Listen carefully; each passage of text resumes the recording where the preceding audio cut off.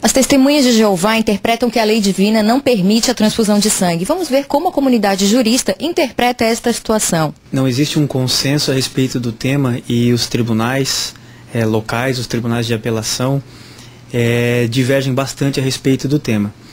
Por exemplo, os tribunais alienígenas, que a gente chama, os tribunais de outros países, neles existem diversas decisões, ora deferindo, ora denegando. O Tribunal da Argentina, por exemplo, por sua corte máxima, já outorgou aos testemunhas de Jeová, certa feita, o direito à recusa do recebimento de sangue. Também o Tribunal do Chile, o Tribunal do Canadá e o Tribunal Americano, nesse mesmo sentido. Falando em termos de Europa, o ministro Gilmar Mendes, do Supremo Tribunal Federal, já destacou na sua obra de direito constitucional que não é assegurado esse direito quando o paciente se tratar de menor, por exemplo. Bom, Wilson, enquanto conversávamos anteriormente, você falou a respeito de uma condicional do inciso 6º. O que ela fala a respeito da saúde e dessa proteção, desse direito das testemunhas de Jeová? Muito bem, esse direito invocado pelos pacientes testemunhas de Jeová, adeptos a esta seita ou religião, eles se valem de pressupostos constitucionais, normas constitucionais. E mais especificamente o artigo 5º, inciso 6º e o inciso 8º da Constituição Federal. O artigo 6º diz que é inviolável a liberdade de consciência e de crença e alguns outros aspectos.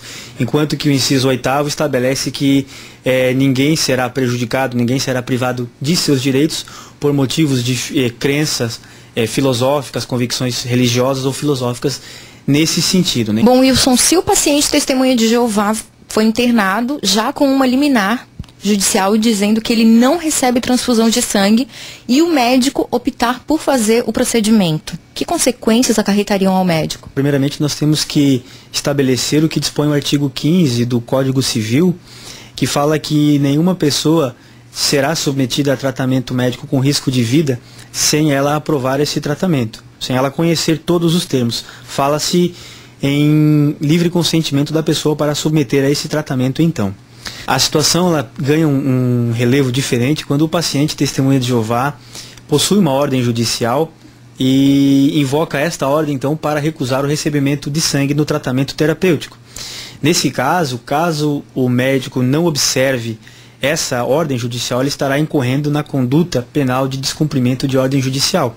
Alguém poderia perguntar, de que vale a vida se não tiver a liberdade religiosa respeitada? Como uma pessoa que tem dentro de si profundamente arraigados certos valores religiosos vai viver se esses valores forem tolhidos do seu direito? E por outro lado também poderia se cogitar, de que vale a liberdade religiosa se não tem a vida? Como será o exercício de uma liberdade religiosa se não se tem a vida para o exercê-lo? Vamos saber como a ética médica entende o assunto dos testemunhas de Jeová. A medicina cada vez mais privilegia a autonomia do ser humano. O novo Código de Ética privilegiou essa parte. Cada pessoa tem direito a resolver sobre a sua vida. E esse é o nosso pensamento principal. Bom, tem situações em que não dá para pensar muito, tem que agir de imediato, como as situações emergenciais. O que fazer num caso desses? O importante é nós pensarmos que não existem fórmulas para se ver os doentes de uma maneira geral. Cada pessoa é uma pessoa, é um paciente, e ele tem que ser avaliado individualmente. Mas nós devemos pensar sempre em dar bastante importância à autonomia e sempre tratar o paciente sem nenhum preconceito. A gente sabe que a medicina dá muita importância, muita ênfase à vida e à cura. Se o paciente chegar desacordado, o que fazer numa situação dessas? Num caso emergencial, um paciente desacordado, sem nenhum familiar ao lado e que não tenha um tutor, é feito todo o procedimento para salvar a vida desse paciente. E existe um conflito ou uma situação constrangedora entre a medicina e o judiciário em relação a este assunto?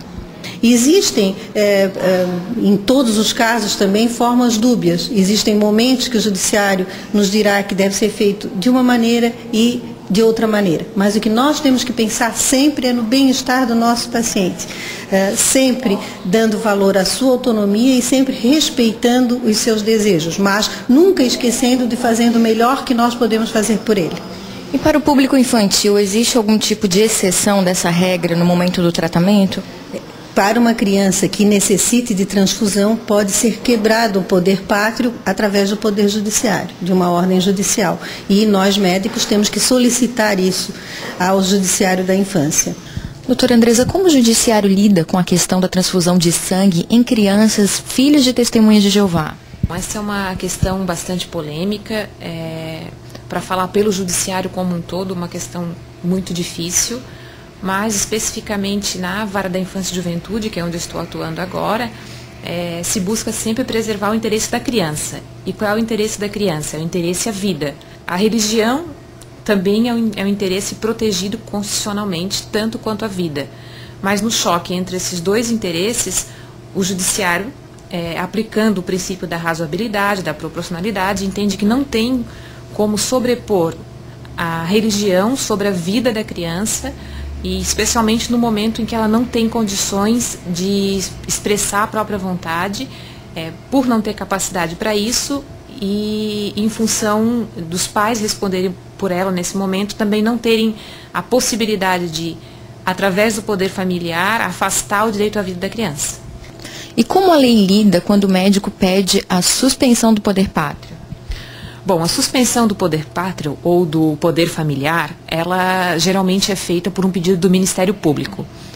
Mas numa situação de emergência como essa, o médico pode acionar o Ministério Público ou acionar o próprio Judiciário, que vai então acionar o Ministério Público para que seja feito esse pedido e então concedida essa autorização para que o médico salve a vida de uma criança que precisa da transfusão de sangue e está sendo impedida pelo pai, especificamente por uma questão de religião.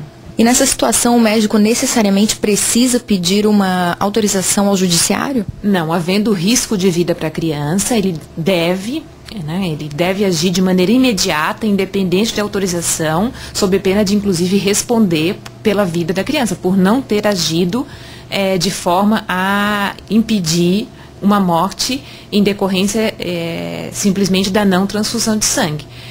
Se ele tiver tempo para pedir autorização judicial, quiser se resguardar disso, ele pode pedir. Mas se não houver tempo, for uma situação de risco de morte iminente, ele tem que fazer a transfusão de sangue independente da autorização.